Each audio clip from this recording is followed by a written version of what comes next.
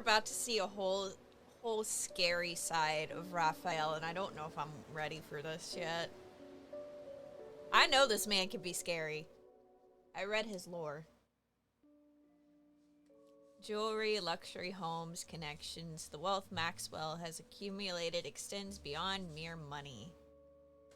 According to insiders, Maxwell, who made a name for himself, possesses exceptional jewelry appraisal skills ever since he was young. The banquet he's preparing for his wedding anniversary this year will be held on a private island. All invitees are wealthy celebrities. It'll be hard to get close to someone like him. I feel like I have to sneeze. Pineapple. It'll go away. I hope. Besides, this person is already on the association's watch list. Looks like I'll have to tap into my precious connections to complete this mission. The villa on the bay quietly sits on the cool, salty sea air, welcoming my arrival. The familiar iron gate is half open as always. I need to remind him that this habit of leaving the door open should be broken. We are. Well, we're streaming Love and Deep Space. It's not really a book. I close the door behind me and head to Rafayel's studio. Like, don't get me wrong. It looks so much better. You guys hear Your it? position still isn't visually appealing. Okay, yeah, you can. There are other people here? That's rare.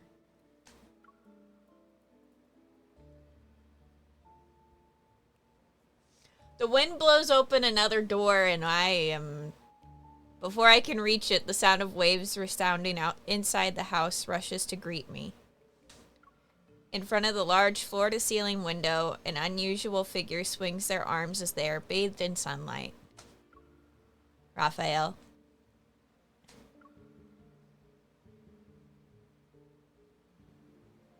Hi, Fishy.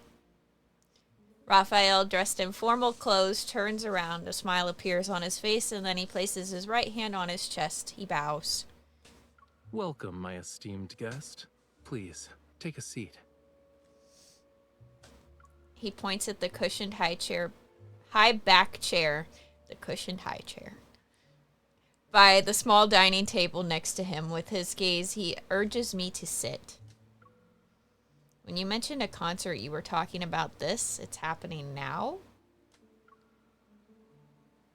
Of course. Sunlight washes over the chair. A cup of tea sits on the edge of the table, and a dark red plush carpet covers the floor. He put a lot of thought into preparing this. He's not messing around. Since the audience is here, the concert can officially begin. I can't help but let my gaze fall on the thin paintbrush in Rafayel's hand. Watch closely. This isn't just any paintbrush. It's...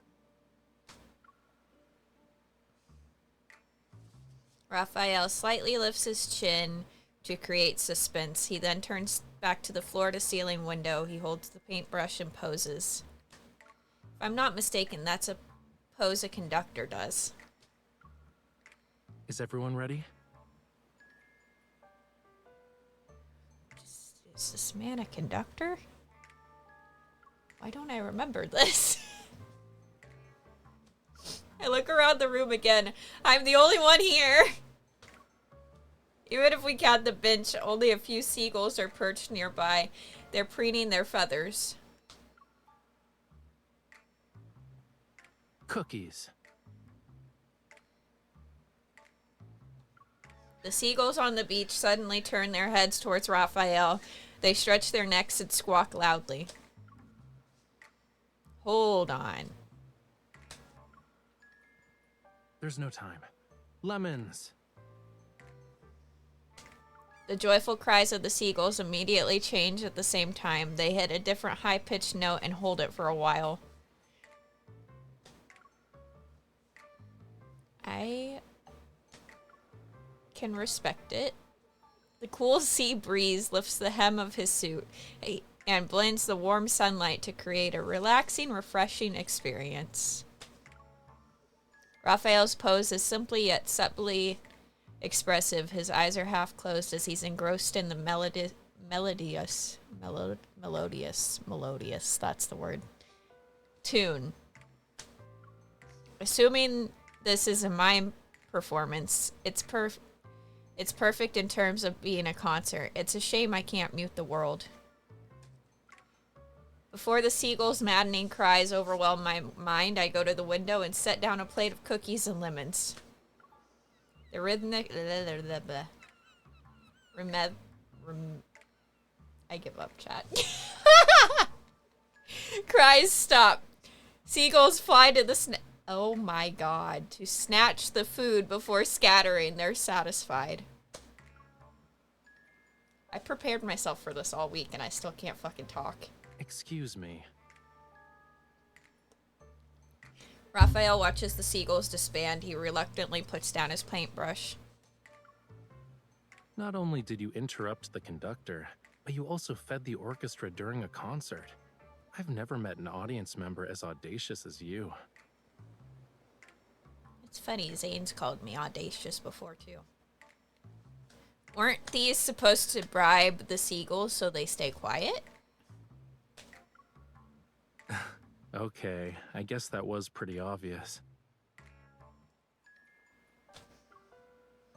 Tell me to bring my noise-canceling headphones next time. Raphael points to the earbuds, headphones, and pillow on the sofa. I think it's pretty clear how I've spent these past few days. These seagulls are so noisy that I can't get anything done, you know. If I don't find a way to discipline them soon, I'll have to resort to drastic measures. The seagulls finish the food on the plate and flap their wings. They fly towards the azure ocean. Well, a hasty curtain call is to be expected for a seagull performance. The weather's so nice today. Do I have the honor of inviting you to afternoon tea since the concert's over? Twirling the paintbrush in his hand, Raphael walks to the small dining table. He lifts the tablecloth with the paintbrush's handle. I was planning to surprise you when it ended, but I suppose my plans can never keep up with you. Was the concert only the beginning? Is this the real reason why you invited me over? No. The aroma of the food lingers in the air as Raphael pours me a cup of hot tea. His gaze implies there's more that meets the eye as it's reflected in the drink's ripples.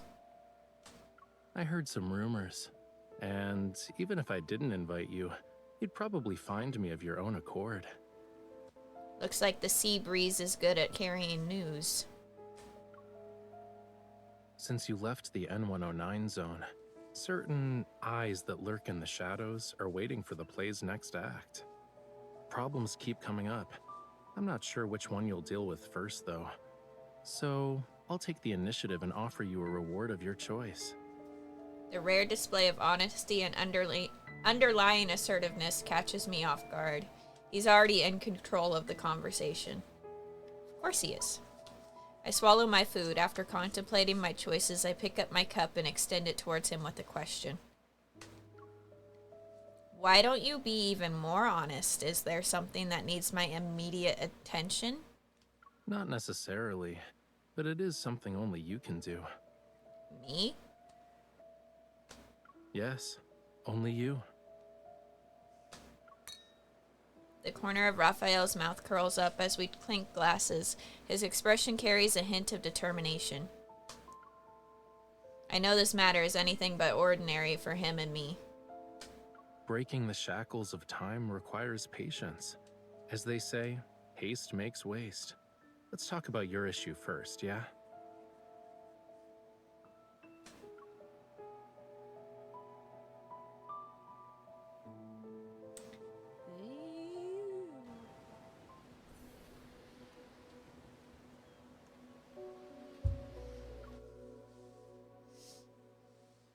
Raphael's bedroom is so pretty. A well-known tycoon, Maxwell, is on the association's watch list for suspected involvement in illegal protocore smuggling. At the last auction he attended, he bought a set of jewelry that wasn't top tier for a high price and claimed it was for his wedding anniversary. Would a wealthy entrepreneur skilled in jewelry appraisal make such a mistake? No.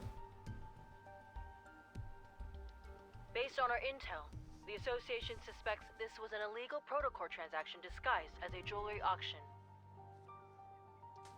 And when we look at the price, if it's really related to protocores, it must be no ordinary type.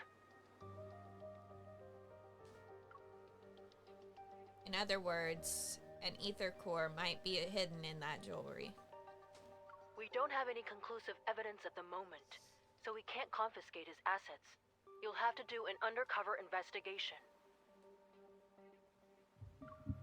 Yes, Captain. Maxwell plans to give the jewelry to his wife at the banquet. If I attend, I might be able to inspect it. As for getting my hands on an invitation from a tycoon, my camera looks like it's...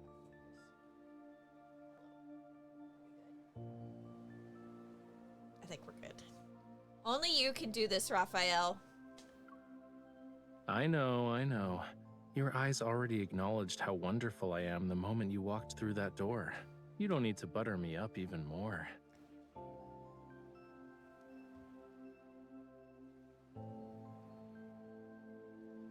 Sorry. I got jump scared.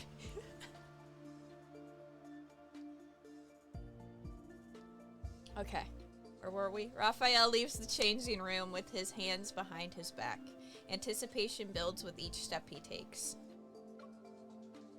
What about the invitation? Didn't I say I'd present you with a reward of your choice? Here you go.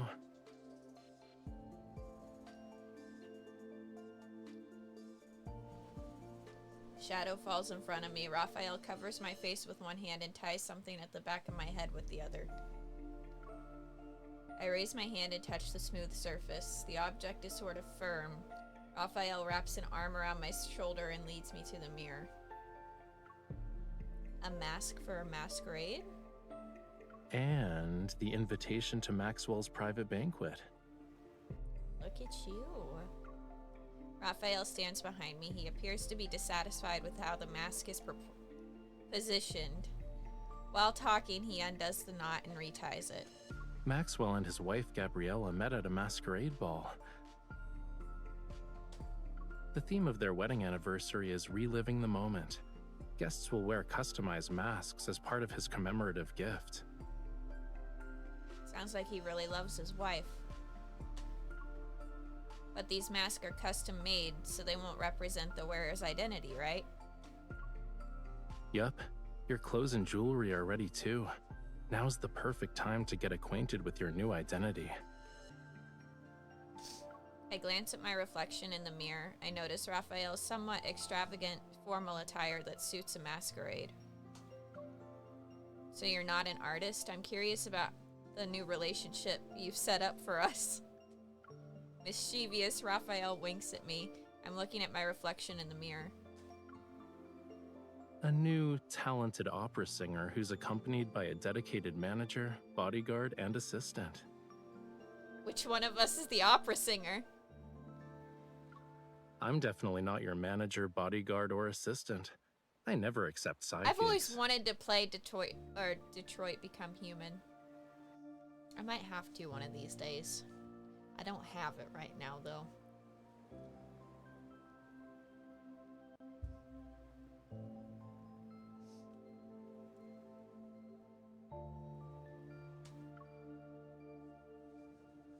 It goes on sale frequently. I'll keep my eyes peeled for it then, John.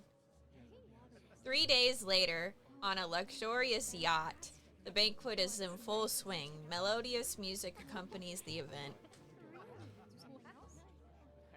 I quietly touch the back of my head. The mask on my face and the strap shows no sign of becoming loose. With the champagne glass in hand, I stand behind Rafayel. I occasionally pretend to take a sip as I observe the people around us. Why are you so far away? Rafayel, who's also wearing a mask, turns around and looks at the distance between us. With some confusion, he gestures for me to come closer. Your clothes and mannerisms are your face in a banquet like this, which means they're under everyone's scrutiny. So, people are gonna think I brought an assassin with me when you stand over there like that. I highly doubt that. I mouth, "This is the distance a bodyguard should be at," to Rafayel.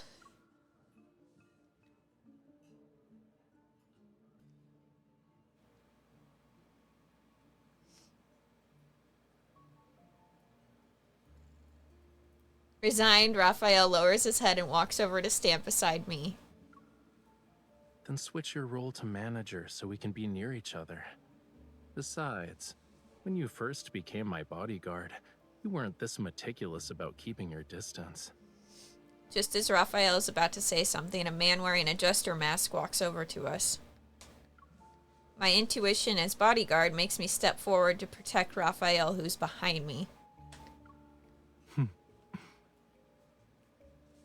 He's just here to talk. You don't need to be on high alert. I nod and step aside, standing next to Rafayel. I watch as Rafayel starts a conversation with him.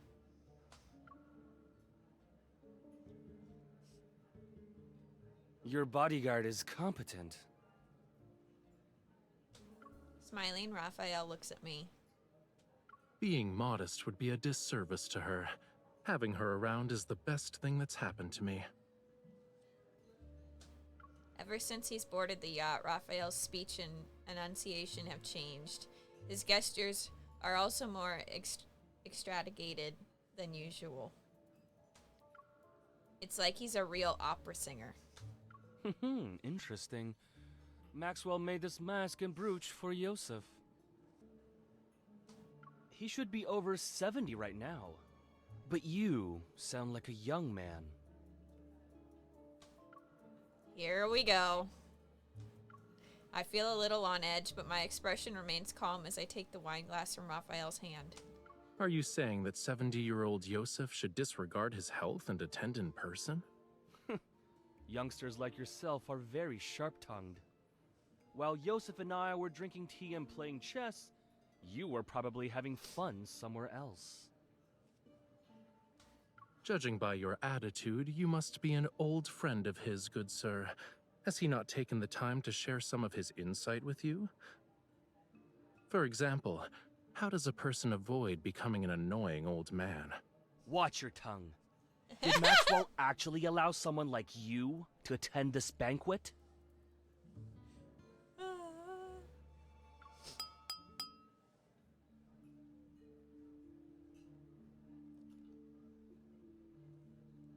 On the hold of the ship, the crisp sounds of clinking glasses captures everyone's attention.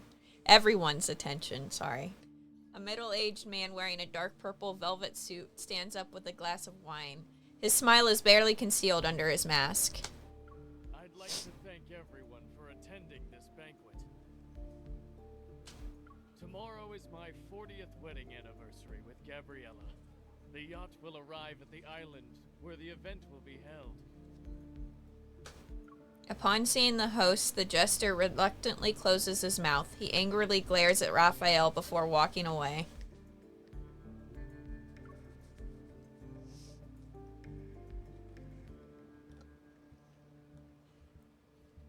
Rafayel adjusts his mask and discreetly curls his fingers at his side. He's beckoning to me. Once I'm next to him, we start quietly talking to each other. Is it time for Plan B? Yeah, remember to act natural. Leave the dramatic parts to me. Well, that's good to know, John. I probably won't be able to get it for a little bit, though.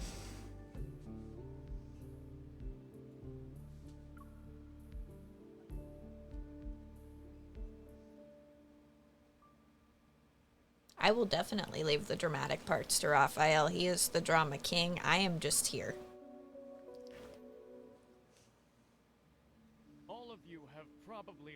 about my gift for Gabriella.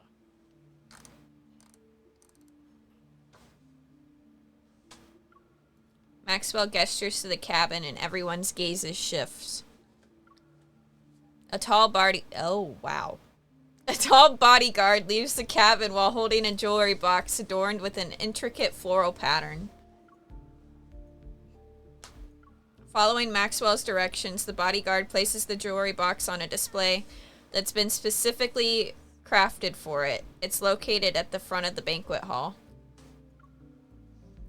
Bathed in meticulously placed lighting, accompanied by perfect angles and color, the jewelry resembles a solidified dark blue tranquil ocean. This might be a good chance to get a closer look. You also must have heard about the people who claim my old eyes are failing me, and I can't tell what a real treasure is anymore. As Maxwell lightly joked about himself, everyone joined in with good-natured laughter. When the official banquet begins, I will let everyone know that its true value is far beyond the money I spent. It must be the perfect piece of jewelry for Gabriella, since he spent so much money on it. I heard it compliments Gabriella's eyes. Maybe that's the reason. I hear the guest conversations around me, recalling Maxwell's files. I shake my head. Rafayel understands the meaning behind my gaze and follows me. Uh-oh. You can't wait to get closer to Maxwell. He is annoying. The jester follows us and his unabashedly rude remark catches Maxwell's attention. What's going on? As soon as Maxwell walks away from the display, the bodyguard carefully closes the jewelry box and picks it up and leaves the way he came. Rafayel and I exchange a glance and decide to stay still for now. This is good. Maxwell, would you kindly introduce this young man? Who's this young man wearing Yosef's family brooch? He's strutting around like he's some kind of VIP. Sir, please keep your distance from my employer. What are you talking about? People like you can't even dream of talking to me. I wouldn't want to talk to somebody like this man.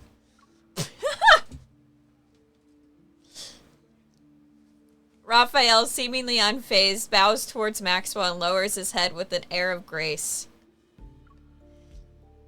Maybe if someone else did it, it would seem pretentious, but his gesture only brings to mind phrases such as an elegant gentleman. It's been a while, Maxwell. Allow me to greet you on behalf of my uncle. Oh, Yes, of course. Allow me to introduce you. This is Yosef's distant nephew. You should listen to him perform. He's truly an opera star in the making. Oh, is he? Really? Why haven't I Oh, heard no, about Yosef's Armor. opera singing nephew? Why are you asking about that? Do you even know all his legitimate and illegitimate children? Have you met them? Or even I held do. them, for that matter? It's almost like you know more about my family than I do.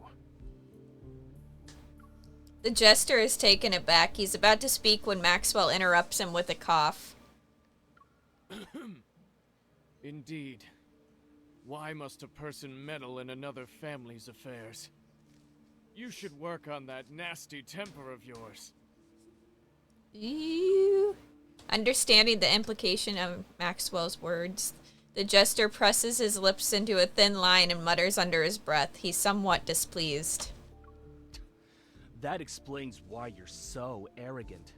You're an illegitimate child.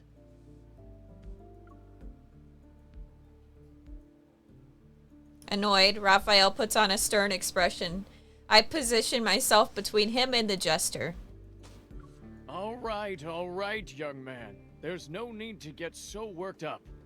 I just heard your bodyguard threatening an elder. That's not right. Sorry, I can't do anything about that. My bodyguard, who's also my manager, has a bad temper, especially when it comes to people offending me. I can't just ask her to stop being so protective of me, can I? Why she gotta be so protective? God damn it, dude. Maxwell raises an eyebrow before understanding the situation. Ah, youth. For my sake, why don't you all calm down? The night is still young. There's no need to waste it on trivial matters. Ha ha ha, Armor. Ha. Raphael scoffs, but he immediately quiets down after I pat his back, then nods at Maxwell. Now that the misunderstanding's been cleared up, I'd be happy to extend this courtesy to you. Let's head back and rest for a bit. Raphael offers his elbow to me. Once I place my hand on his arm, he escorts me out of the banquet hall like a performer leaving the stage.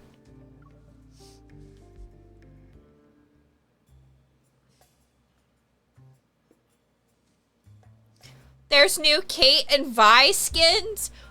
I want the Jinx one, but I can't afford that Jinx one. Maybe no, I don't even think I can afford that one.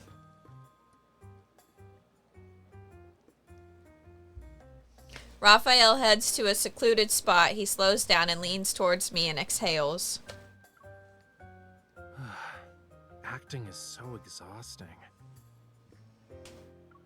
But thanks to him, no one will question us. It should be smooth sailing for our future operations from here on out. It's a shame the script changed from nephew to illegitimate. I can't. Child. There shouldn't be any problems, right? The old man has countless illegitimate children. No one would bat an eye if word got out. At best, we'll get a few more disdainful looks. That's good. We won't even see someone rolling their eyes at us with these marks. Mask.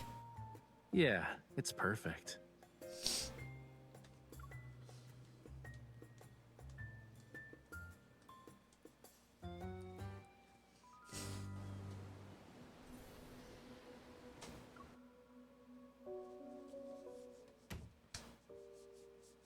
I wasn't able to get close to the jewelry, so I didn't sense anything unusual. My hair hides the strap at the back of my head. Seeing me struggle to find it, Raphael helps me untie it. I can't help but rub my face the moment the mask comes off. It feels a little stiff. Your target this time is jewelry? He fiddles with my mask, his palm and slender fingers making it look delicate. What about you? Is pretending to be your manager, bodyguard, and assistant as far as my help goes? He gazes out at the ocean, his exposed half face showing a pensive expression. Don't worry. I'll tell you everything when the time comes. I'm not saying anything now because I'm worried the info dump will overload your brain. Thank you. And now I'm even more curious. Surely you have other questions besides what I'm actually after. Why not ask a simple one? You're wearing a disguise for a reason. Are you hiding from the people who posted your bounty on the dark web? It's part of the reason, yeah. But I have other enemies. Yes, he does.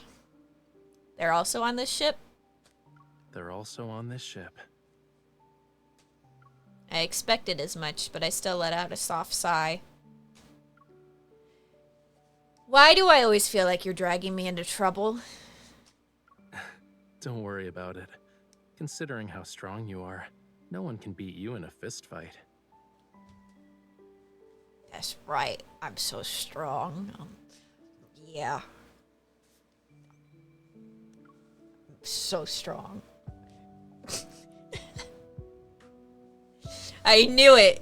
Nothing is ever simple when you need me to be involved.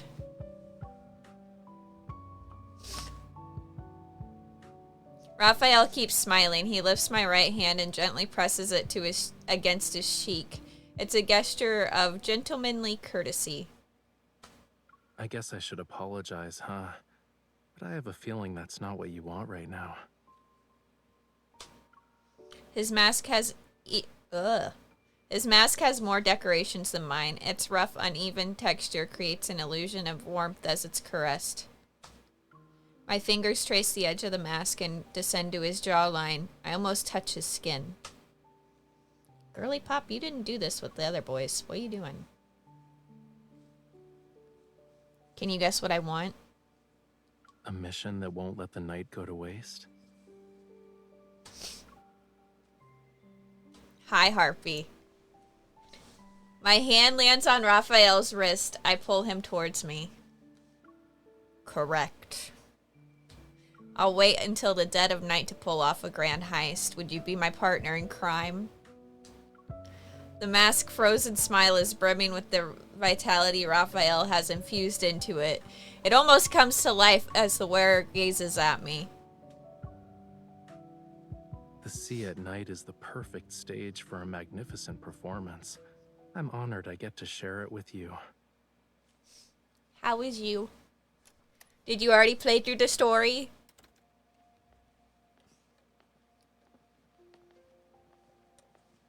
While the guards change shifts, the corridor is empty. It's the perfect time to start our mission. This is we're just now experiencing it. I already know the yacht's map by heart. I carefully push open the door and bring Raphael with me. I'm excited for the new cards. Give me Catboy Silas. I need him. I need him biblically. Ugh. Take a left at 3594, go up the stairs, and then take another left before walking to 4136. Go through that side door and cross the terrace. That's how we'll reach the security room. Are you sure we won't get caught by the patrolling guards? She's a fucking expert. Biblically. Of course, don't forget, I'm not doing this by myself. I adjust my earring, or rather, its small communication device disguised as an earring. The guards schedule... I can't. The guards schedule patrol routes and the vault passcodes are all in it. Your association is truly a gathering of hidden talents. Hurry up, the passcode changes every 10 minutes. It'll be tough if we miss our chance. We arrive at the terrace on the 4th floor smoothly. It's not long until the vault's location appears within my line of sight. The guards aren't... Oh. There are guards on patrol. We have to distract them.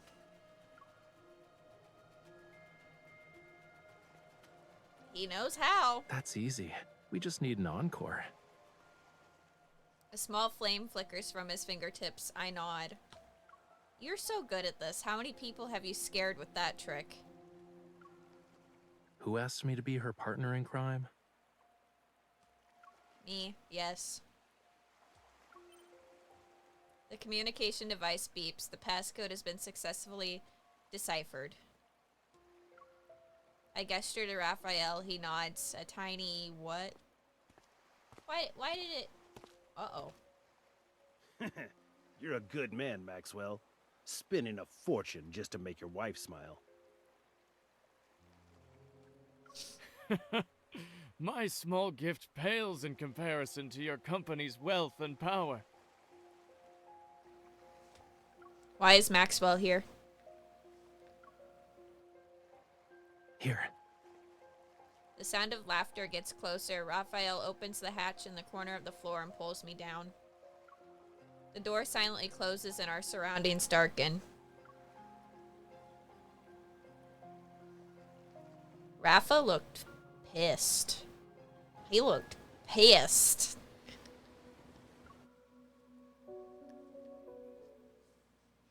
The space below the deck is cramped and small, with the faint light from the automatic energy light. I can barely make out the piles of items. Concerned that any noise would alert Maxwell and the others, Rafayel and I have to stay close together and not move. What's wrong? Your hand, it's poking me. He hesitates before moving his hand aside and rested on the clutter behind me, as if he's trying to wrap his arms around my waist. Better. Against the hazy light, his figure is hard to discern, but the depths of his gaze are front and center, profound as the ocean itself. I force myself to look away and focus on the commotion above us. Originally wanted to attend, but he couldn't leave. He asked us to send you and your wife his regards. You're too kind. Can these people, like, talk about their everyday lives somewhere else? Is the passcode about to change? It's okay, we still have at least 7 or 8 minutes. Let's wait. But aren't you uncomfortable? Of course I am, I say in my heart. Curled up in front of Rafayel, I can't stretch my limbs. They're starting to feel numb. To make matters worse, a strand of hair falls across my face. It's almost in my eyes.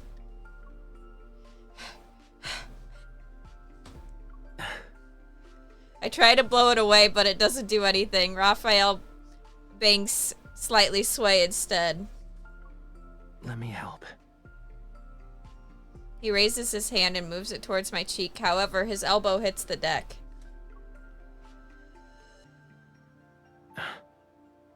Luckily, the people on the deck are still chatting and laughing. They didn't hear us. I'm fine. I can deal with it. I try to suppress the strange feeling of the hair on my face, but the more I try to ignore it, the more I focus on it.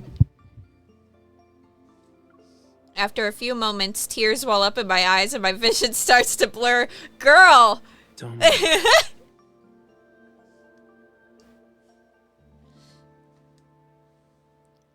He lowers his head. Suddenly I can see him in much greater detail. He's so close that his eyelashes almost brush against my cheek. Accompanied by the faint warmth of his breath, his nose touches the area between my eyebrows. Following the curve of my brow ridge, he slowly moves that annoying strand of hair to the side. Why they gotta do the breathing thing? Stop it. Stop. Stop. Is it better? Force myself to nod calmly, trying to ignore the heat rising in my cheeks. I refocus on the conversation above us. And somehow, in the span of a few minutes, their conversation has changed completely. Oh boy. Please think this over, Maxwell. As long as you're willing to give up Jewel Reef, feel free to name your price. This would be a great opportunity for you to collaborate with Ever again, don't you think? Ever. I'm sure your wife would agree.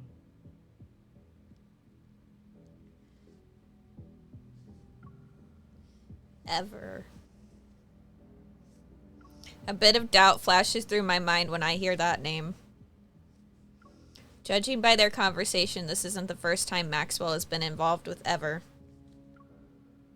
Is his protocore smuggling business related to them? I already told you, I'm never selling the island. Stop asking. Are they gonna kill him? Maxwell, we've been very sincere. I don't like where this conversation's going. Uh-oh. Being at each other's throats won't benefit anyone, right? Are you threatening me? Oh, no. we wouldn't even consider it. Sounds like a threat. But your anniversary is coming up. It'd be It's a threat. shame if something went awry to ruin the event. Hi, Meddy. Maxwell sounds even more displeased. The three argue for a bit before parting ways on bad terms.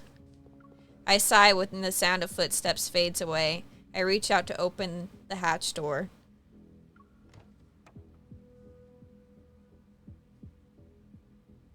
Are they gone? Yeah, you can come out now. We'll be able to make it if we hurry. Rafayel leaps onto the deck first, then he turns back and pulls me up. Sneaking around on a yacht is more annoying than fighting a wanderer. Really? Your reflexes and skills are remarkable. You might want to consider working as a spy. No thanks, that means always being in a life or death situation. I just want to focus on staying alive. After closing the door, I'm about to stand up when I notice a figure in the distance. It's Maxwell again. I yank Rafayel down. He stumbles and ends up crouching. Who's there? Oh, shit. Rafayel pauses. He quickly realizes what's happening. Reacting faster than me, he cups my cheek. Why are you crying? Are you feeling unwell? Or did I do something that made you upset? I'm not crying. I frown, pretending to be angry and aggrieved as I look at him. Yes, yes. But look at your face, cutie pie. Your cheeks are puffed out like a hamster's. Didn't you say the grape mousse at the banquet was delicious? We can order another one later. Stop using food as a way to make me feel better. You don't want to eat it? I do. I knew it. This performance successfully makes Maxwell stop in his tracks. He squints to scrutinize the two of us. Are you... Maxwell? Rafayel turns his head. Upon seeing Maxwell, he appears surprised. He quickly helps me stand up. I wipe away my imaginary tears and lower my head and pretend to awkwardly hide behind Rafayel. Good evening. This is embarrassing to say the least.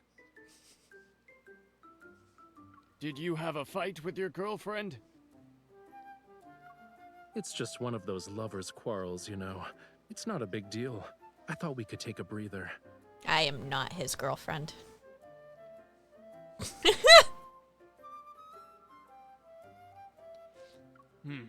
I see.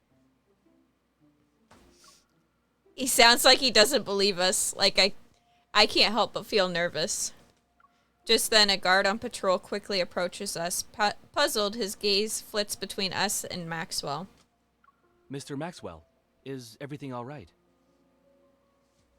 You're just in time. I have to tell you something. Tighten the security in the vault tonight, and bring in a few more men to protect it. You must keep a close eye on the jewelry, and the deed to Jewel Reef. Understood. Uh-oh. This is bad. Our plan to sneak into the vault is ruined. I quietly tug at Rafayel's sleeve, signaling that we should leave first. Well, we'll be on our way. I hope you have a good rest of your night. Wait. Is there anything else? Rafayel pauses. In the blink of an eye, he smiles and turns to Maxwell, who walks up to us. Stay away from the 4th floor if you want to get your mind off things. Hi, Riku. How are you? Is he warning us? As I quickly run through 100 possibilities, Maxwell raises his hand and points upward. Go to the bar or cafe on the 5th floor. There aren't a lot of people, and the atmosphere is better.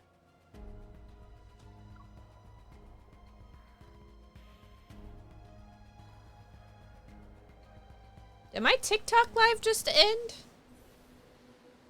Why'd it do that?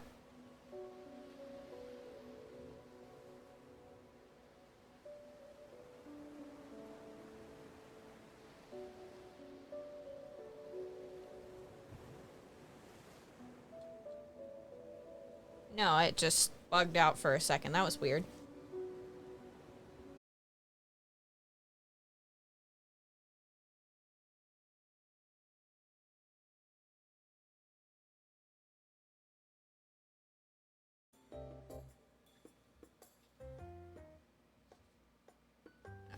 I don't know if it did or not.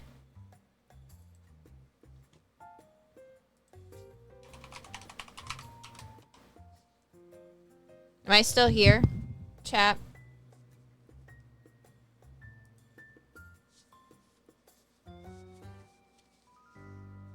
It did it on TikTok too.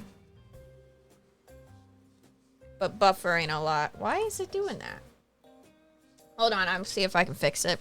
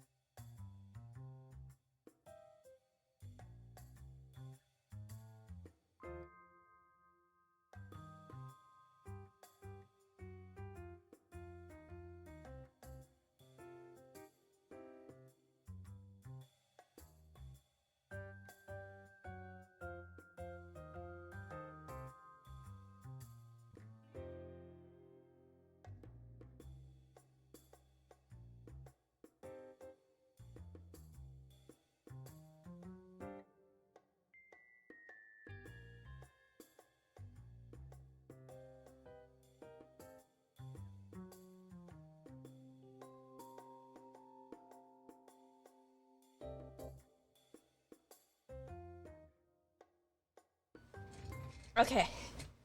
I'm back.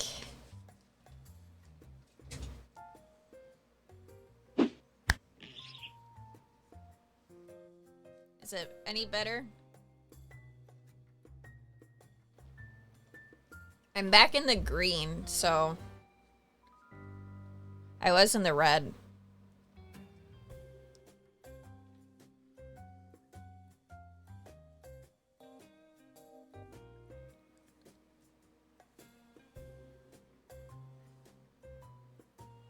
I don't want to hit next or anything yet because I don't know if it's gonna like what it's gonna do. Okay. I turned Sneaky's PC off, so see if that would like take some of my internet load away.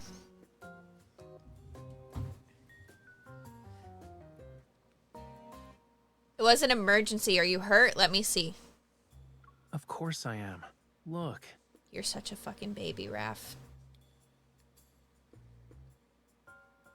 I hold up his wrist. Several minutes pass before I find a faint mark from a fingernail. Oh my god. Oh, it's a serious injury, all right.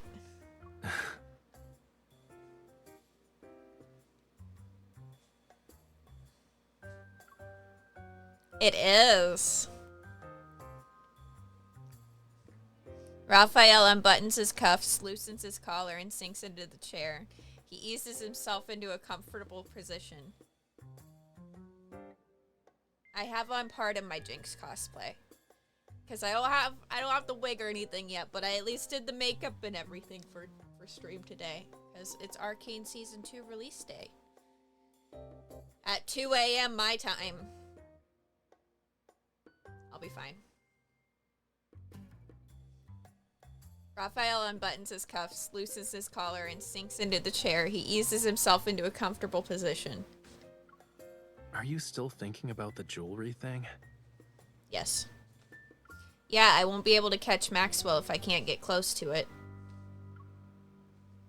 Honestly, I think this guy isn't as suspicious as you make him out to be. He wears his heart on his sleeve, you know. He's wealthy and hopelessly in love.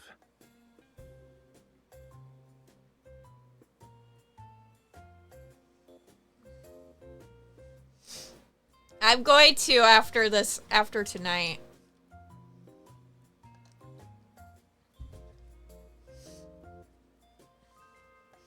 I doubt it. Since you decided to approach him, he must be more than just a rich romantic fool.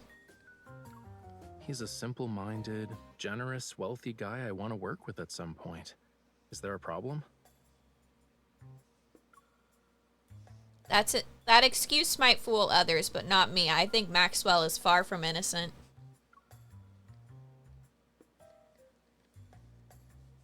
Okay. Sounds good, artist.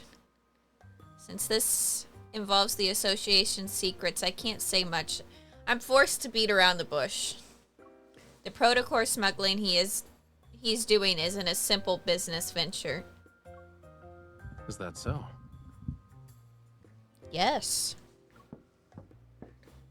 Why would someone be looking at us this time? Did we get noticed? I can't help but be on edge. Relax. You're practically wearing "I'm not innocent" on your face right now. Even if they have ill intentions, do you really think the two of us can't handle it? You're right. Raphael opens the door, but before I can see who it is, he turns around. He's holding a tray. Grape mousse? Aren't you hungry after working for a whole night?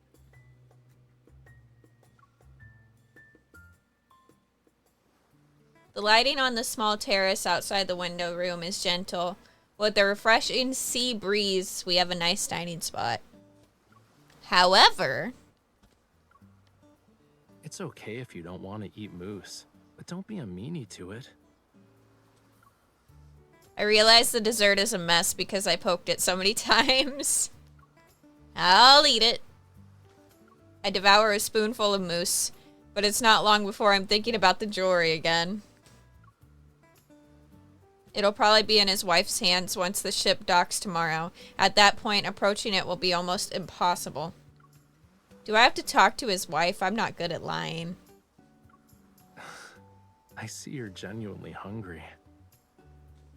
He scoops the grapes off his dessert and gives them to me.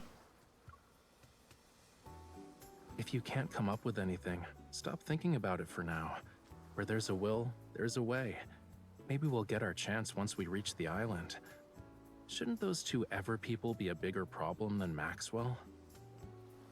Their obsession with buying the island is a little weird, but you can't blame them. If you compare Ever to Maxwell, then that protocore smuggling stuff isn't something to be concerned about.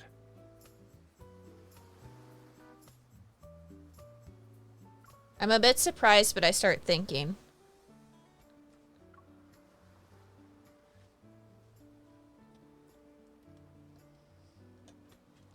Thank you, artist. Thank you for the 50 bits. Thank you, thank you. Raphael's intelligence network is complex and full of secrets. If he's saying this, then he probably knows something. You do have a point. I'll keep an eye on them. Too bad I didn't get to see those two. We should try and follow them in case... Girl, calm down. Okay, it's time to stop using your brain. Raphael waves his hand in front of me. Take a look His at these expression big-ass trees. becomes stern. I told you that so your mind can take a break. It wasn't so you could throw yourself into another problem. That's all she knows how to do. But, like a magician, he pulls out something to feed me. I bite down into a candy sweetness, and a candy sweetness floods my mouth. Right now, you're only allowed to think about one thing. one thing, which is replenishing your energy before going to bed.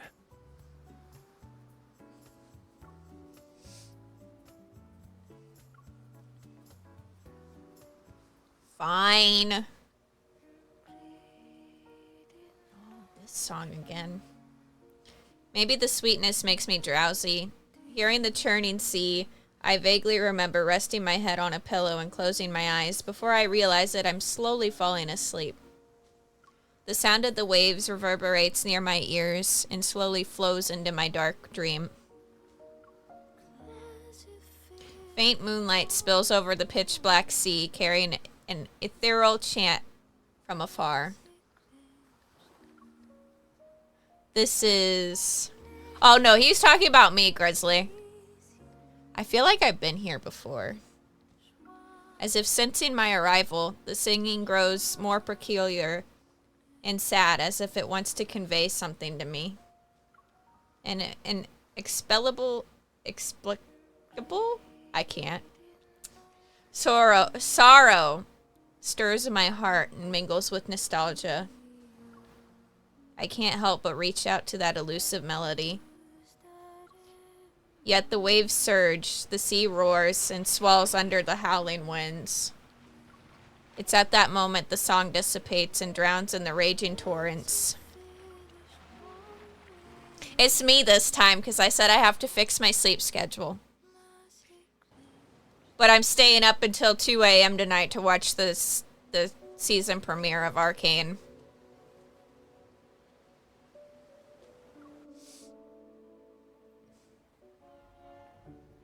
Ladies and gentlemen, we'd like to welcome you to Jewel Reef. We are gathered here today to celebrate the wedding anniversary of Mr. Maxwell and Miss Gabriella.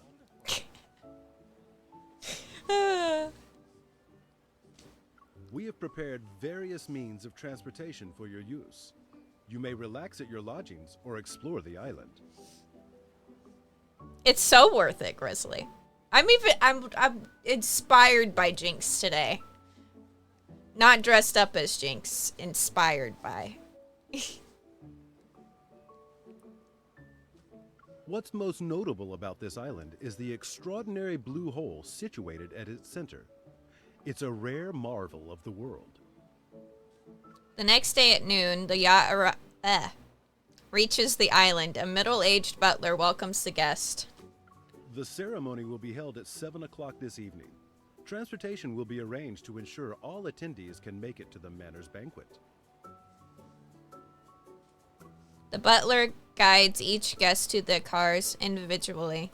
With a smile, he turns his attention to us. Do you need anything, sir?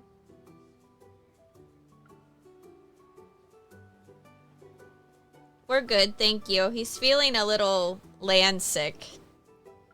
Rafayel leans against my arm. He raises an eyebrow and reveals a slightly disgruntled expression. I have a headache because someone had me appreciating the sea breeze with her late into the night. It's normal for sea creatures to have allergies on land, I understand. Maybe you should stop trying to understand.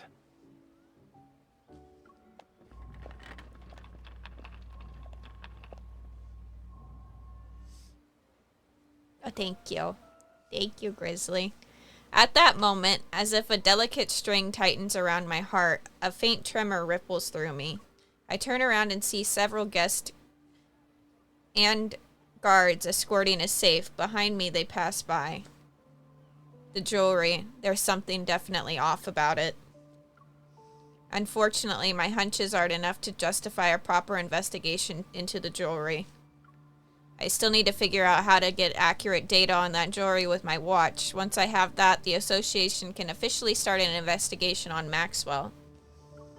Confronting these guards head-on isn't impossible, but cleaning up the mess that would come afterwards would be troublesome. Chill out. Once we're at the banquet, she'll wear the jewelry. You'll have plenty of opportunities to get close to it then. I can only hope. Wait, do you have telepathy or something? How did you know what I was thinking? Is it really that hard to guess? A car appears and stops right in front of us. Rafayel opens the door. He grabs my shoulder and turns me around. Save the challenges for tonight. We're on an island vacation. Are you really going to spend the whole time frowning? Excuse me, sir. Do you know where we can find the best view on this island? Can you take us there? Before I can refuse, Rafayel gently pushes me into the car. Didn't you have a headache? Now you're fine? Rafayel's a drama queen. We don't call him drama king. He's drama queen. Yep. He immediately rests his head on my shoulder. Nope. Nope. He has his moments where I really like him, though. But about 90% of the time, I'm annoyed.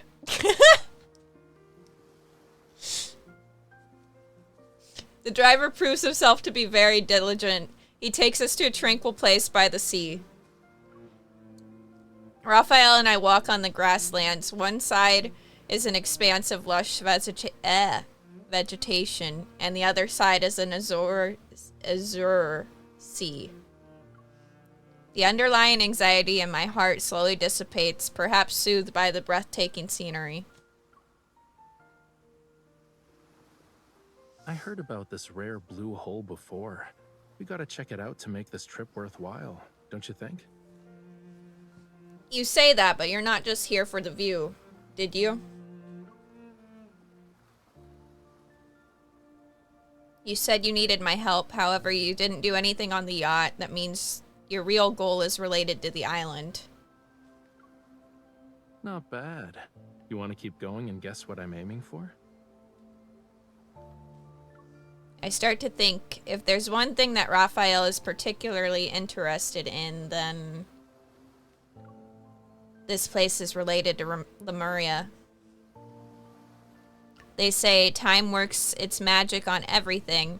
Who knows, maybe this tiny island was once a small garden in Lemuria, thousands or millions of years ago. I can't say for sure if it was a Lemurian garden, but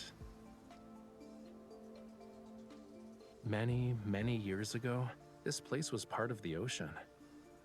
He crouches down and separates a small cluster of glass to unveil a rugged, rocky surface below. Look, these are traces left behind by a coral reef. I crouch down next to him. I look closely, but I can't make out anything. It's been eroded over the years, so it's not obvious anymore. Once upon a time, in an era beyond anyone's wildest imagination, this place wasn't covered with grass. Coral reefs stretched as far as the eye can see. Shells and countless sea creatures, like fish, shrimps, and crabs, used to call it home.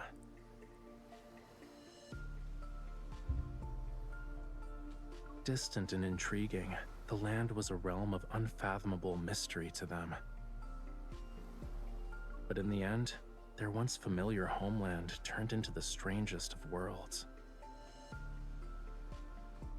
His tone is light, tinged with an elusive emotion. His words are carried by... Oh my god. His words are carried away by the sea breeze as soon as they leave his lips. Why are you just standing there? You don't want to keep walking? Are you thinking about your homeland?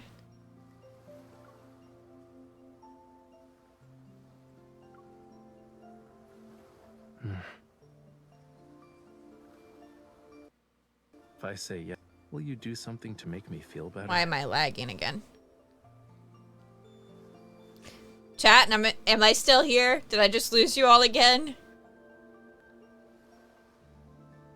I don't know why my audio just cut out. I'm just waiting for confirmation that I'm still here.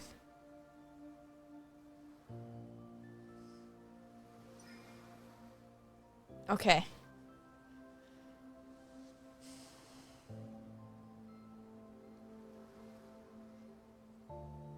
Of course, I'll give you a head pat just like this.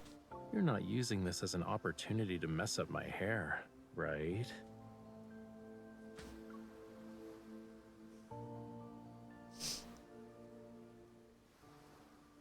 We walk along the coast. As afternoon sunlight dims, the sea breeze becomes slightly cooler. With every step we take, the terrain gradually ascends. Out of the corner of my eye, the dock we arrived at earlier is turned into a distant white speck. Looking down, I notice that the rocky tidal flat where the small boat is beached. Looking down, I notice the rocky tidal flat where a small boat is beached on the shore. Is that supposed to be a decoration? Judging by its structure, it looks like an antique from a few centuries back, but it's in good condition. The main sail and jib are intact, and the hull looks fine. Once it hits the water, it'll be gliding through the waves. At the very least, it's more reliable than the boat we took to Hat Island. Rafayel clears his throat and looks away. He pretends to be nonchalant about it. Smiling, I meet his gaze. Speaking of which, don't you think we have quite a strong connection with boats and islands and all that? The last time we were on an island, we basically got shipwrecked and ran into some wanderers. Who knows what sort of surprises are waiting for us? I guess there's a lack of faith, huh? It's only natural given our past experiences. Take this moment, for example. You said you'll show me the blue hole, but we've only seen flowers, plants, and rocks. Whoa, Sorry. Easy there, cutie. Look, we've arrived.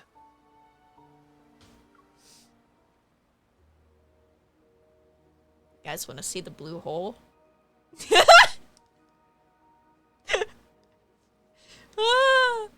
I'm fine. Different from the coastline earlier, a deep blue sea appears before me. A massive blue hole is not. I can't. I fucking can't. Okay. Composure, Kylie. Composure. A massive blue hole is nestled beneath the circular cliff where the sea seems to have ceased flowing. Transforming into a mesmerizing blue gleam. Peering down from the edge, I feel like I'm looking straight at the deep sea's soulful eye. Watch where you're going. Don't let it lure you in. Oh, I'm not getting lured in by the blue hole. Rafayel grabs my arm and pulls me back. Well, Maxwell picked a decent venue. This is actually the best spot to view the blue hole. I look into the distance and spot a cluster of mansion-like buildings on the lower land across from us. A few figures can be seen. Waiters are preparing for the banquet. It's beautiful. No wonder Maxwell chose this place for his wedding anniversary. It's not just beautiful. He picks up a small stone and throws it. It lands on the edge of the blue hole before vanishing into the dark blue depths. The oxygen levels are super low in the blue hole, and light can't even reach it. Barely anything can live there. So, over time, all sorts of rumors about it began to emerge. Some say the blue hole is a gateway to another world. Others believe it hides countless treasures. People tend to have a wild imagination when it comes to unreachable locations. But there's not any concrete evidence to debunk these rumors. An unimaginable secret might be hidden in this blue hole. Rafayel turns his attention to the blue hole. His clothes billow in the wind. He looks like he's a bird ready to take to the skies.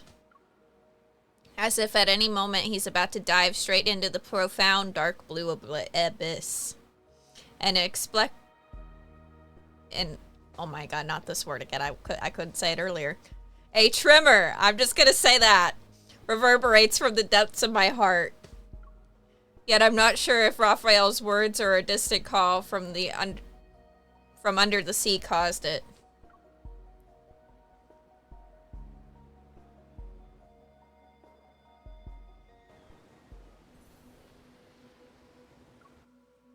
One of these days, chat, I'll do like, I really want to do a stream where I just like dedicate each stream to the boys and we just like go over their lore and everything.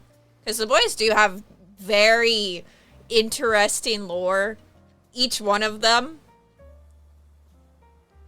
And it's kind of dark and I don't know, I'm really into it. It's 7 p.m. The ceremony for the wedding anniversary takes place as scheduled in front of the manor near the Blue Hole. Amidst the guests' applause and cheers, Maxwell presents the jewelry to his beloved wife, Gabriella. Wearing a mask, I hide with Rafayel in the crowd, listening to Maxwell passionately recounting how he met his wife. The gemstones used in the jewelry are from the place where they fell in love with each other. Talk about being hopelessly lovey-dovey. There were many rumors about why Maxwell bought it. Turns out he had a romantic reason. But it's also disappointing in a way. However, this is only part of my gift. Oh. Gabriella, what I truly want to give you is this island. As soon as Maxwell finishes speaking, the fireworks explode in the night sky and cast a colorful glow on our surroundings. Under this radiance is the Blue Hole. As it emits a faint light, the water's surface shimmers like a precious gemstone. They say this Blue Hole is a rare wonder of the world. Not only is it this island's heart, but it's also the sea's. My wife entrusted me with her precious, pure heart, and so I was given the gift of experiencing the best love in the world. That's why I'd like to offer her the world's most precious, purest heart. This island's official name is Gabriella's Atoll. The fireworks become increasingly more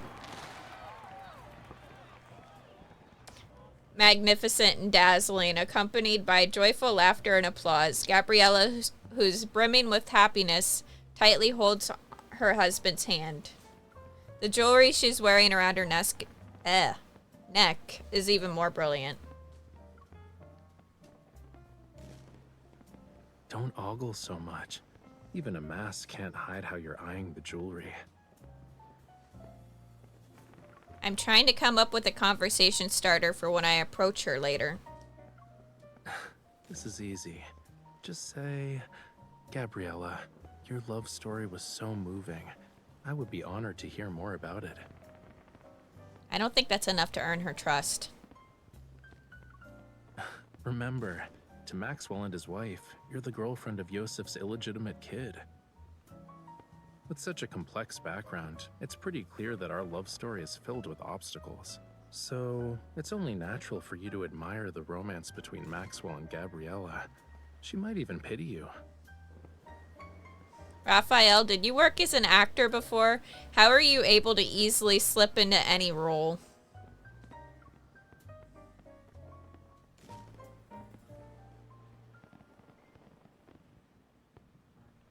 Rafayel adjusts my mask that's slightly askew. He softly chuckles. Go. If you don't move now, someone else will snatch this opportunity. I take a deep breath and clutch the hem of my dress and walk to the center of the crowd where Gabriella is.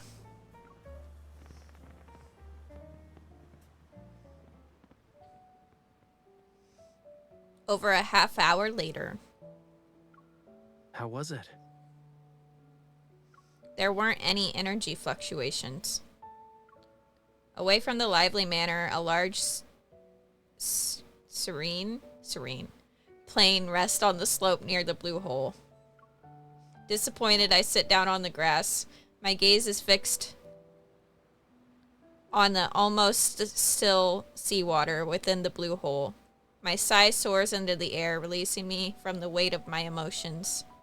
Even when I sensed it in every way possible and scanned it with my watch, the jewelry showed no abnormalities. Never mind. Captain Jenna said that finding ether cores would be a long-term struggle. I can't even process it. It can't even progress as smoothly as I had hoped. I'll treat this as an island vacation. I haven't even started comforting you, and you're already coming to terms with it? How are you going to do that? I'm willing to listen to your plan. Rafayel props his chin in his hand. He appears as if he's lost in thought for a moment. I haven't made up my mind yet, you know. But maybe this will cheer you up?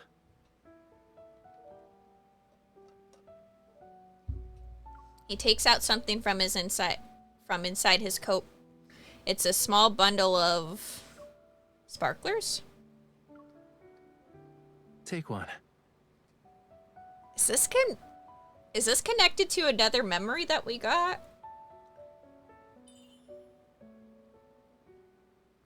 He's wearing the same outfit. His fingertip glows before my very eyes. Small fireworks blossoms from it. I can't help but laugh. Rafayel, I discovered one of your new skills. You always manage to pull out something unexpected from your coat. How many surprises are you hiding? Not a lot. These are all I have. He ignites the remaining sparklers and passes them to me. In my hand, they magically transform into a dazzling bouquet. Seemingly attuned to the mood, the sea breeze subsides and allows the sparklers to glow until they flicker out. Then it rises with the tide. Let's go. It's about time we head back.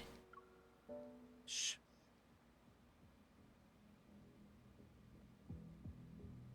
Here we go, chat. A serious look appears on his face and he turns away. Taking my hand, he swiftly guides me to a nearby rock. This music. We have company. Seeing his wary expression, I hold my breath and write my question on the rock with my finger. Maxwell? He shakes his head. After a minute or two passes, I hear voices that are moving towards us. We're ready. It won't be long before things get chaotic. When the time comes, head to Maxwell's private collection room. It's in the southeast corner. Find it while I stay in the manor too. These voices, they're those people from Ever. Are they scheming something because Maxwell refused to give up the island? On the rock, I write the question Ever. Rafayel nods. If only Maxwell sold the island to us. Then we wouldn't have to go through all this trouble. Weren't you listening to the higher-ups? The stuff that's hidden on this island is very important. It can't end up with the wrong people.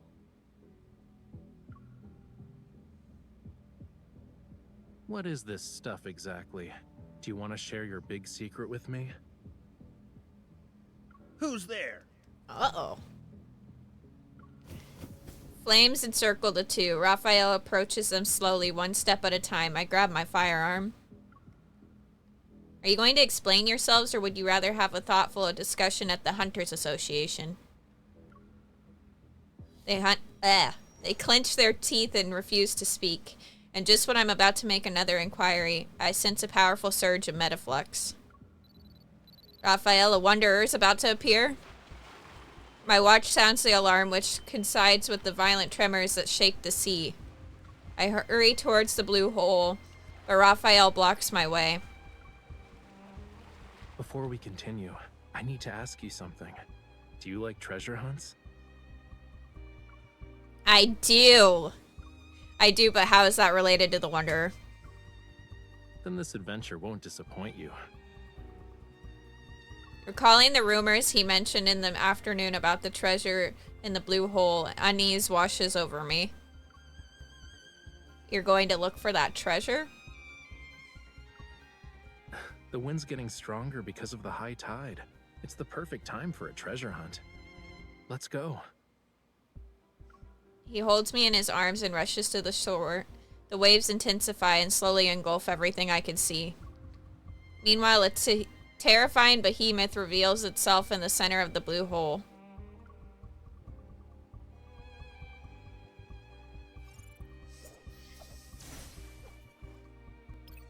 Yay! We're fighting now.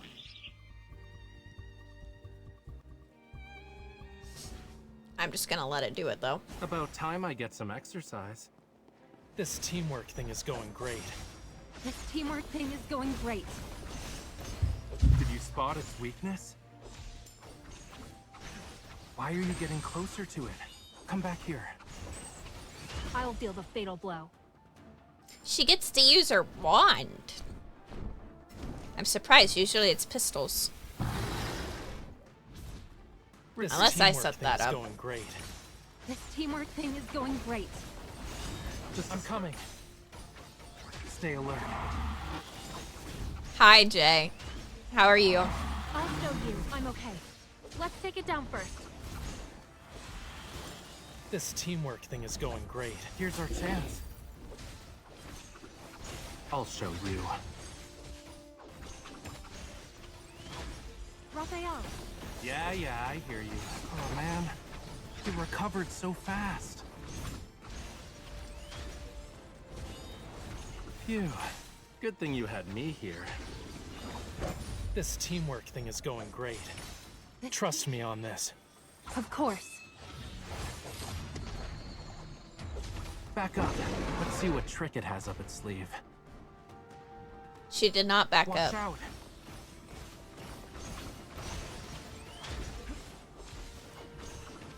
I'll show you. Phew. Good thing you had me here. I need you. If that's your wish. This teamwork thing is going great. Here's our chance. I expected victory and nothing else. This knew we could teamwork do it. thing is going great.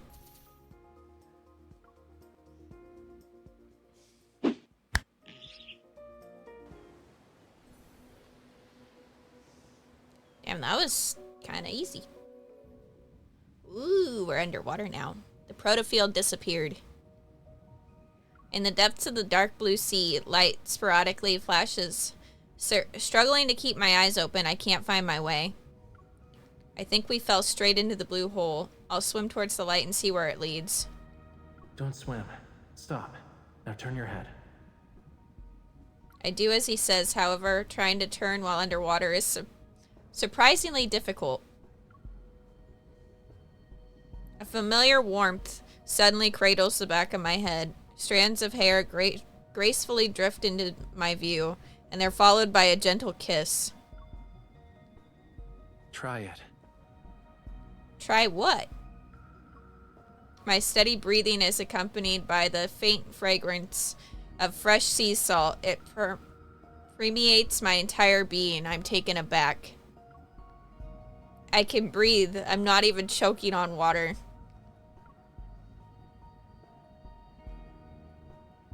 Do you also want to see if your tears can turn into pearls? Oh.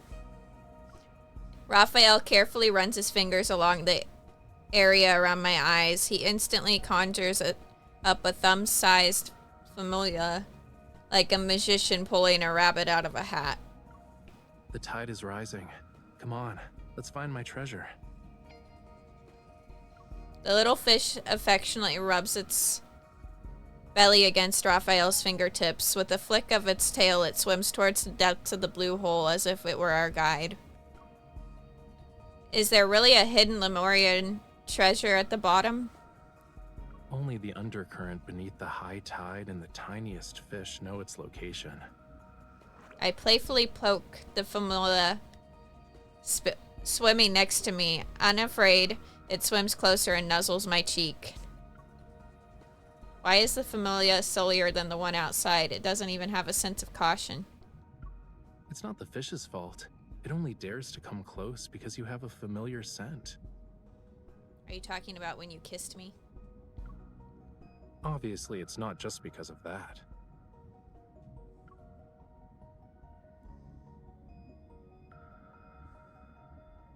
As we head deeper into the blue hole, the undercurrents become more and more intricate. The light has disappeared. In Raphael's palm, a small flame materializes. It casts a gentle glow while fish playfully swim around it. We're close to the entrance. A force surges through the water. My heartbeat quickens. I soon find myself tightly gripping Raphael's hand. Are you scared? Hello, Elite Saint. How are you? I shake my head. I try to peer into the depths of the darkness with the help of Raphael's firelight. However, I can't find the source of that mysterious force. Good news. Our target is probably in the same place. And the bad news? My diving knowledge is limited. The deeper we go, the stronger the undercurrent gets. How deep do we need to be? After we follow the surging tide and pass through a crevice, thank you. we'll reach a hidden fjord. Thank you. The undercurrent in the crevice will be even more chaotic. Make sure to hold on to me tightly when the time comes. Suddenly, the undercurrent becomes stronger. It propels me forward wildly. Wonder if we're gonna have another fight. When we come to a stop, we find ourselves in the deeper part of the sea. In the serene darkness, a gentle light emanates below. It glows brighter, only to dim. It grows brighter, only to dim. Wow. It's reminiscent of an aging heart that's unhurried, an aging heart's unhurried rhythm. Wow, chat. This is the island's cornerstone. It once bore the weight of Lemuria's past and future. We slowly descend to the source of the light. Eventually, soft yet firm ground touches my feet. The Famula approaches Raphael's flame.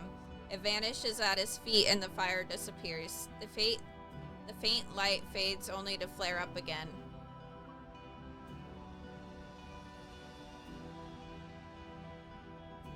This... It's part of Lemuria's long-lost Tome of the Sea God. Under the tender radiance, the crimson seaweed on the seabed comes to life. They resemble a field of fire. Double cheeked up on a Thursday afternoon, hella ass, the sun is still out. High plugs. We stand on a massive thick stone slab. The engravings on its surface are the light source. Those glowing marks look like symbols.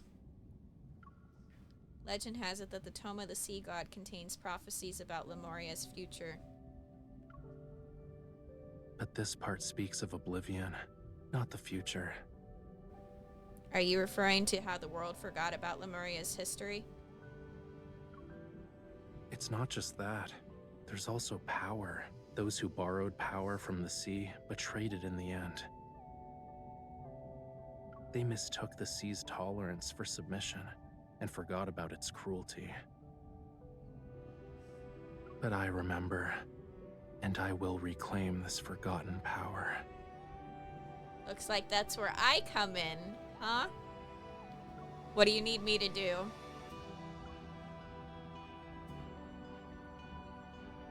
Raphael takes my hand as he materializes a dagger. Only those who have a bond with the sea god can awaken the tome. I need you to bear with me for a moment. I'm scared.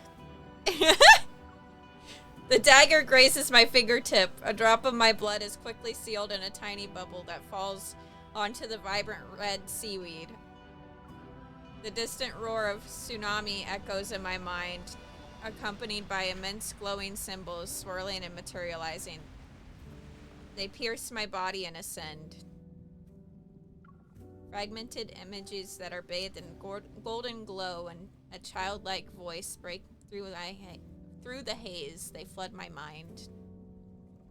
You awakened me. Whose memory is this? Hey, are you listening?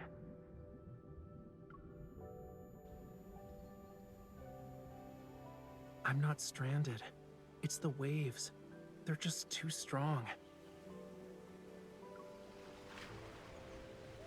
Where I come from, if you say you like someone's scales, that means you like them. You humans are bold. We've only known each other for a day, and you're already thinking about our next meeting. Remember, we'll see each other again at this spot next year. This bond means you'll definitely come back to me. I'll always wait for you. Then I, too...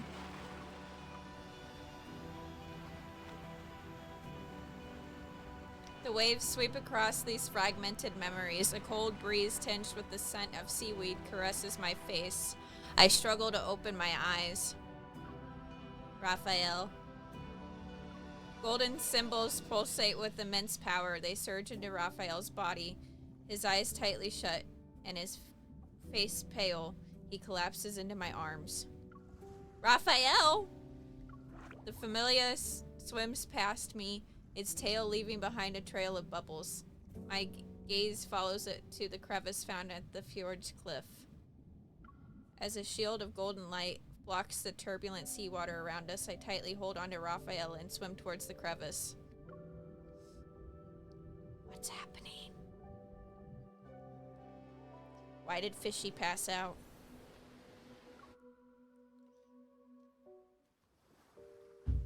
We leave the blue hole via a narrow gap in the seabed. When we resurface, we find ourselves in the ocean. There's a small island in the distance. A nearby ship gently rocks with the waves. It looks as if it's been waiting for a long time. Boarding the ship's hold, I look at its old mast and sails. I know it's the same ship that ran aground on the island. Just making sure I said that right.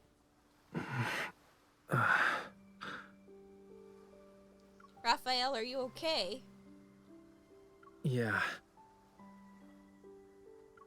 After the Tome of the Sea God activated, what happened exactly? I remember something, and when I returned to you, you were already... Rafayel leans against the deck and sits with an elbow bent. He props himself up. I said I'll give you an answer.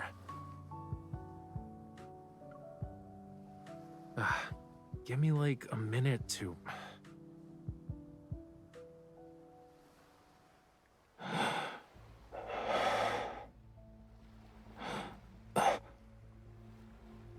What's wrong? Did you get hurt?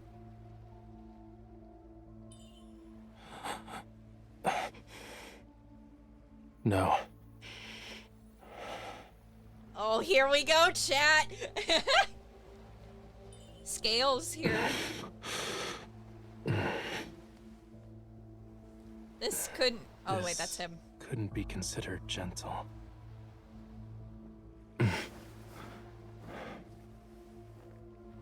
It's getting... Stay back. What's going on?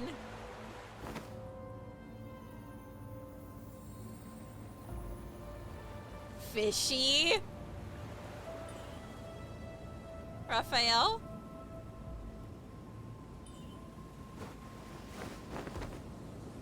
Oh no. A follower?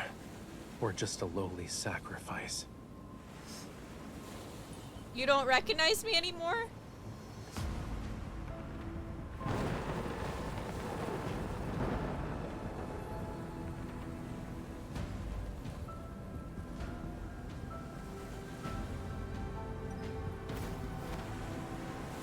Death.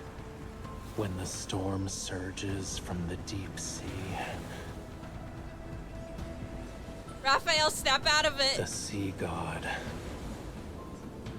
awakens. I have no need for traitors. He's so badass. With the authority granted to me, I missed it. Shit.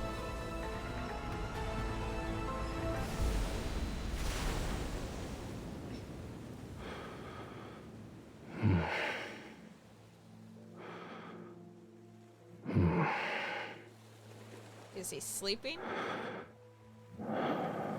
Oh, she snapped him out of it. Okay. You.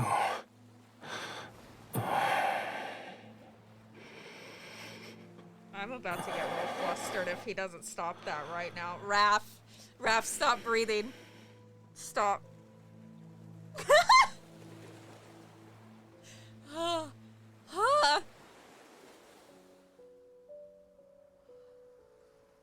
Do you know who I am, Rafayel? Of course. Struggling, I sit up and lean against the cabin wall. I give Rafayel a once-over. There aren't any scales or weird things. This is the Rafayel I know. I'm flustered. Don't worry, I'm fine. Look. He holds his hand out to me. The fragment in his palm emits a shining light that tugs at my heartstrings. An ether core fragment. I think it was embedded in the tome. I was drawn to its power. It seems like we both received a gift from the tome of the sea god. But there's always a price to pay for something like that. The waves lap gently against the hole and occasionally splash us. I wipe the seawater off my face and look at the murky ocean. This price you have to pay, what is it? Do you need to be sacrificed? Or the sea god? The dead deep sea and the sea god's power have been awakened. And since I accepted its power, I must answer its call. Even if certain futures have a predetermined end, I can't refuse. The ocean pushes the old ship. Exhausted, Rafayel rests in my arms and closes his eyes. I look down at him. My heavy heart is drenched, as if the wind and rain worked tirelessly to drown it. Does that apply to your future as well? No more breathing! No! The sail rustles, and we're carried deeper into the darkness. The boundless ocean is extraordinarily quiet tonight.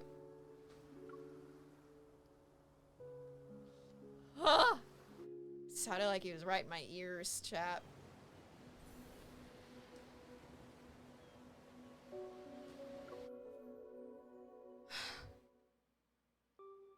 After returning from Jewel Reef, I submit the unknown protocore fragment to the association.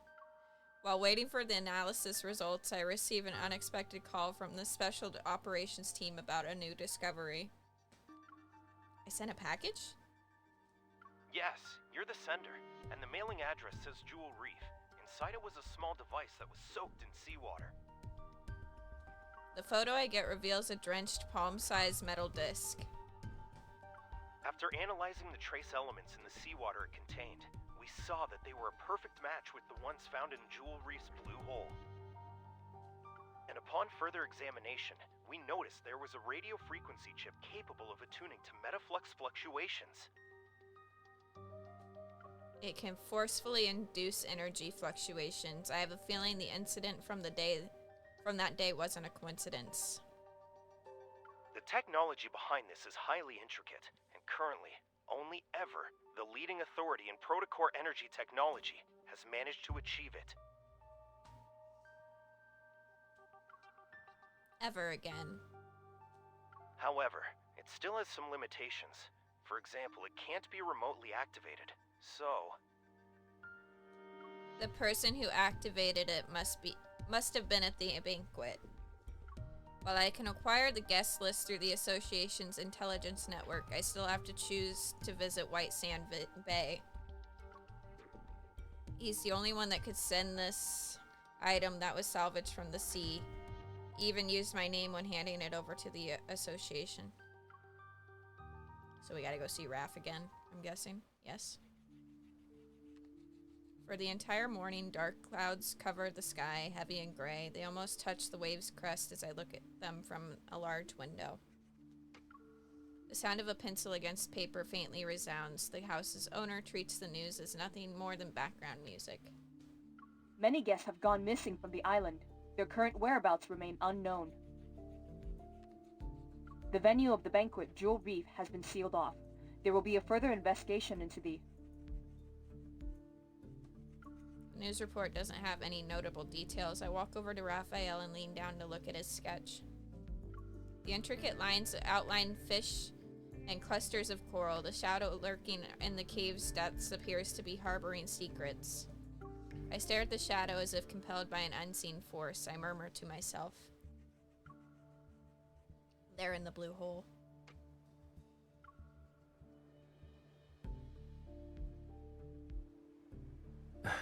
It's possible. My words don't form a coherent sentence yet. Raphael understands and responds with a nonchalant chuckle. Getting lost in the allure of treasure they yearned for half their lives. It might be a sweet dream for them. You know who those missing people are. You also saw them. Meeting his gaze, I'm silent for a moment. They're from Ever. There's no doubt that they created the device to lure in the Wanderers, but I don't have the chance to question the motives of those people who were involved. Compared to those who willingly entered the blue hole, aren't you here for something more important? Of course, that package. Yeah, I figured as much. Maybe it can bring you closer to the truth you're seeking. As for the other thing, if you want to talk about that forgotten promise, you don't need to bring it up now. The weather's so bad today, and I'm not in the mood for a tragedy, you know. Why don't we talk about something cheerful instead?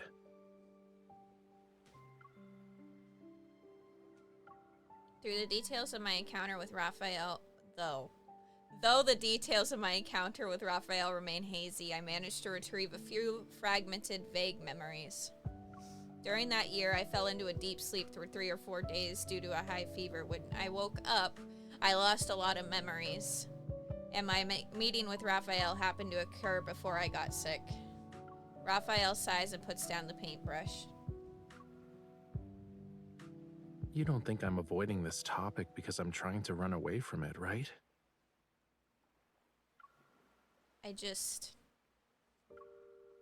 You want to say you forgot a lot of things from your childhood because of reasons, but you're worried it'll come off as you not wanting to take responsibility. Are you sure you don't have telepathy? Did you actually go to the beach to wait for me? Are you asking about the year after that, or every year after that? That's so sad.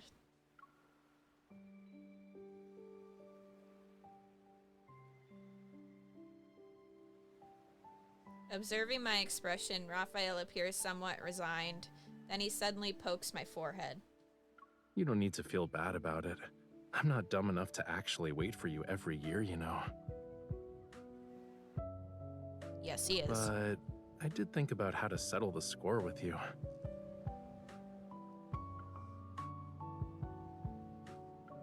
Raphael stands up and gently pushes me into a chair. He places my hand on his chest in a half-joking, half-serious manner. The power within the Tome of the Sea God will protect everything that belongs to the sea. This includes our bond.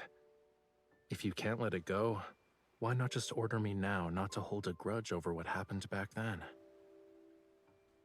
Looking into his eyes, I realize he's sincerely asking me to do it. It shouldn't be used like that.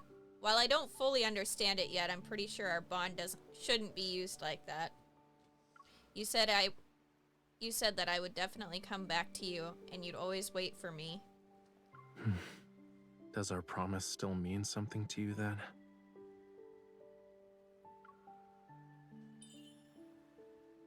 According to the weather's forecast, there will be a storm today. Everyone's been advised to not leave home unless it's absolutely necessary. But you came here. Because I know you're waiting for me. Rafayel breaks into a smile and takes my hand into his palm. The heavy downpour descends, carrying with a majestic force that seeks to wash away all remnants of the past. The surging waves crash against the shore. Seas spray shores as if there's a fierce battle between the sky and the ocean.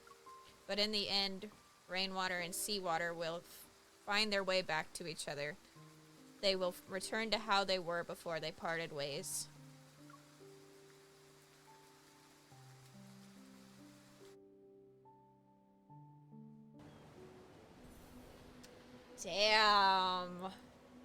Damn, his was good too. That cutscene. That cutscene was amazing. I really enjoyed that. Next will be Xavier, for sure. I think his main story update is coming in December. And his is probably gonna destroy me because I've read that lore. Which it will be based off of. I'm gonna try my best to not cry during that one.